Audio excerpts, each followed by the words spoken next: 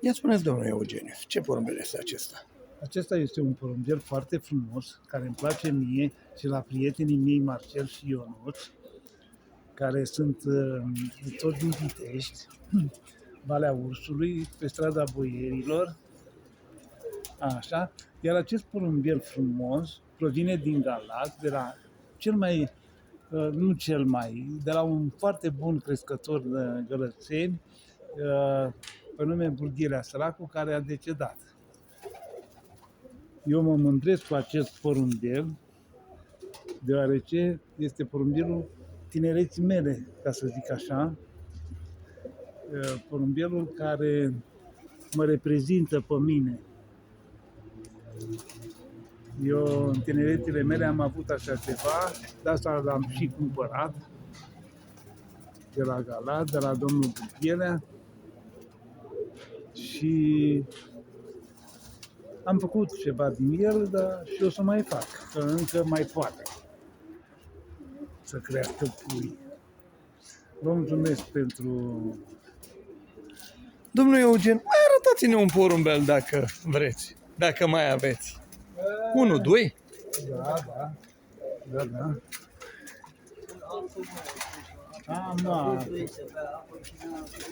dacă e speriat... Păi n-ajunge jos acolo, ce mai e? Ce mai e, Didi? Mai e o cu... Hai mă, că e aici un lic. Hai mă, lasă,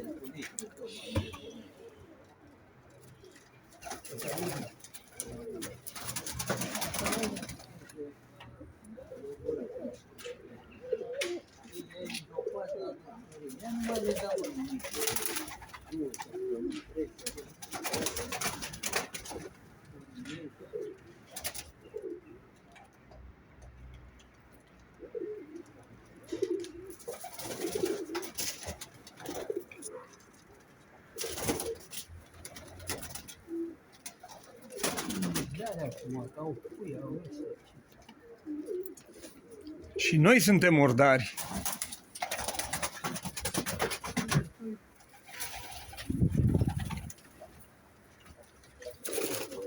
Trebuie să le arătăm celorlalți că și noi avem. Nu vrem să facem niciun business. Ia spuneți, domnul Eugen, că m-am apropiat de dumneavoastră și ați venit chiar cu 2 păsări. 2 păsări, o femelă care îmi place în mod deosebit. De-abia am băgat-o la împerechire și încă nu au ouat. Geană moartă, ochi. Da, oi, tot ce vrei, domne, ciocă, pățână,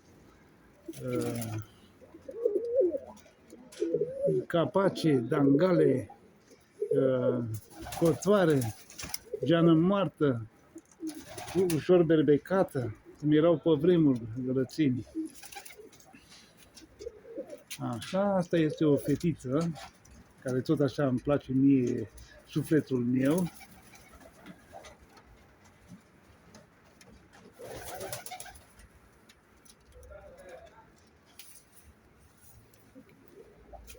Și un alt porumbel? Așa, să vă arăt și masculul ei, cu care aș vrea să fac mulți pui. Hai, mă. Foarte frumos, să-mi aduc bine aminte despre ea. Ce părere să mai aveți? Pentru că îl cunoașteți dumneavoastră, dar de asta l-am filmat ca să cunoască și alți porumbari mai tineri cum erau pe vremuri gălățenii. Cei frumoși, că erau și urâți. E normal că și noi suntem și frumoși și urâți. Da. Și mie îmi place foarte mult. Mi-a plăcut în mod deosebit de prima dată când l-am văzut înainte să-l achiziționați.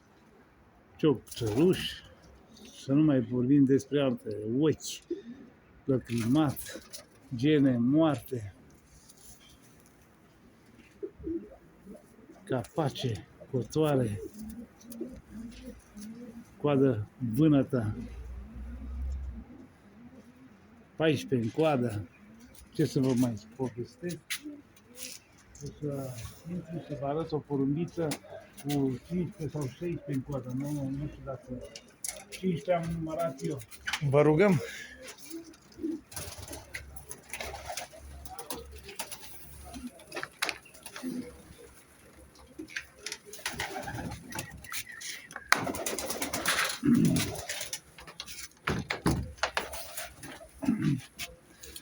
Hai să le numărăm.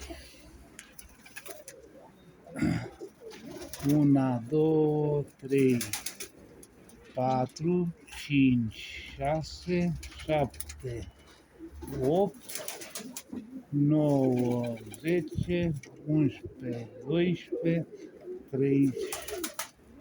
13, 14, 15. O porumbiță foarte frumoasă. Tot așa cu capace, cu culoare bleu.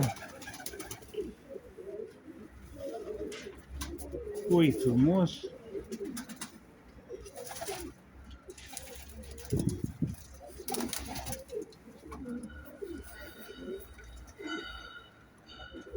Foarte frumos. Vă place? Da, și e Și un, mie îmi un place. pui de anul trecut. Da, da, Ca să vede că e un pui. da.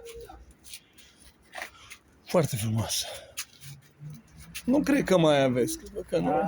Nu, Aș mai vrea să văd un mascul frumos, dacă... m-a spus frumos, vă arăt imediat.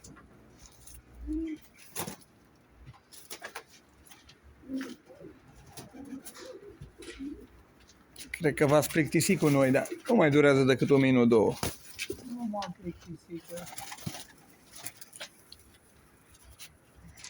Acum a nebunit lumea, așa suntem Voi acum. ăștia mai mici, mai tineri, nu i-a spus lui Boșorodul ăsta când are pui că nu trebuie să mai dai, faci tratamente la porumbei.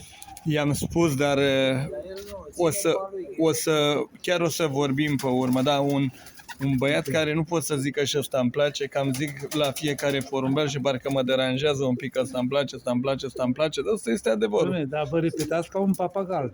Probabil că este un mascul foarte frumos și ăsta, într-adevăr.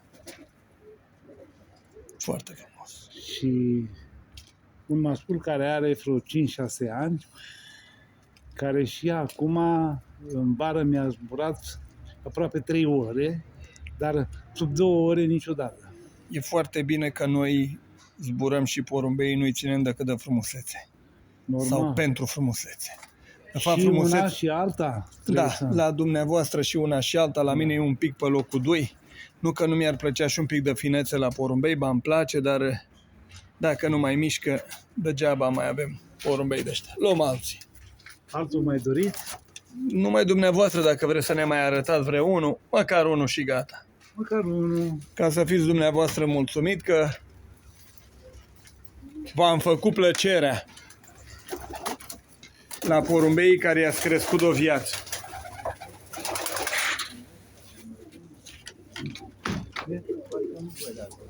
Imediat. Un porumbel pe bleu îmi place mie, este mai box, dar are un ochi foarte frumos, ochiul gri, ochi gri, geană dublă, cred că se vede, Bineînțeles. coadă vânătă. Bună ziua! Bună ziua!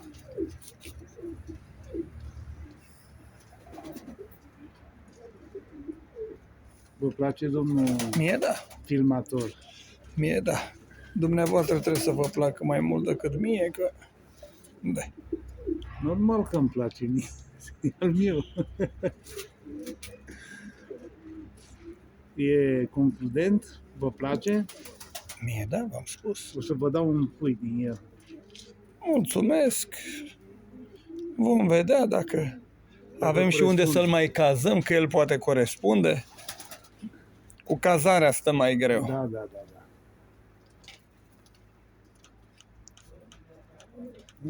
Mulțumim foarte frumos. Cu plăcere și mai poftiți pe la noi, Cum să nu? ca să dăm în câine cum tie troi.